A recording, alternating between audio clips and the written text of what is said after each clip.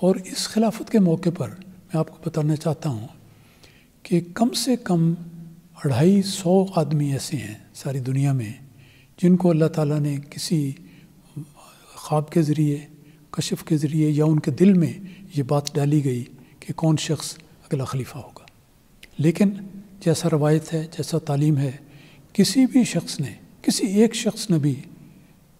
حضرت خلیفۃ المسیح رابع رحمہ اللہ کی زندگی میں اس کو اپنی زبان پہ نہیں لائے کہ یہ پہلی دفعہ نہیں ہوا۔ حضرت خلیفۃ المسیح اول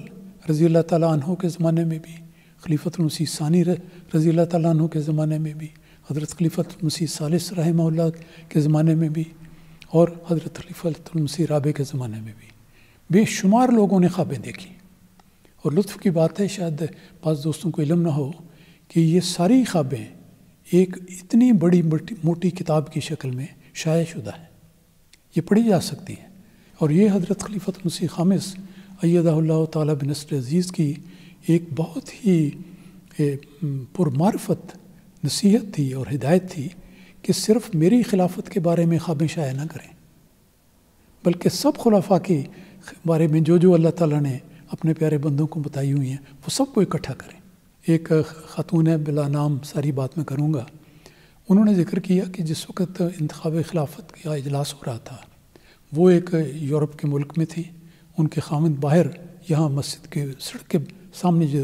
سڑک ہے اس پر بیٹھے ہوئے تھے ان لوگوں میں۔ کہتے ہیں انہوں نے ایک نظارہ دیکھا کہ آسمان سے ایک بہت ہی ڈیزلنگ لائٹ جس کو کہتے ہیں نا، ایک چندھیا دینے والی روشنی، بڑی تیز روشنی، وہ ایک گولے کی شکل میں اتری ہے اور وہ نیچے آ رہی ہے، نیچے آ رہی ہے، نیچے آ رہی ہے، حتیٰ کہ اس مسجد جس میں ہم بیٹھے ہوئے ہیں انہوں نے اپنے اس نظارے میں دیکھا کہ وہ مسجد کے عین اوپر آ کے وہ روشنی ٹھہر گئی،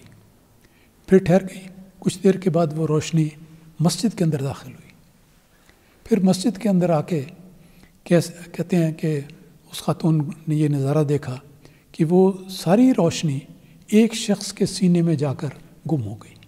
ختم ہو گئی، جذب ہو گئی۔ تو اسے بتایا گیا کہ اس شخص کا نام مسرور احمد ہے۔ دیکھ کر اس نے فوراً اپنے خاوند کو فون کیا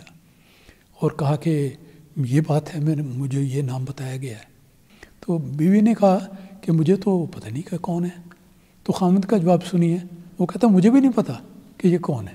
تو خیر اس کے بعد یہ جو حقیقت ظاہر ہوئی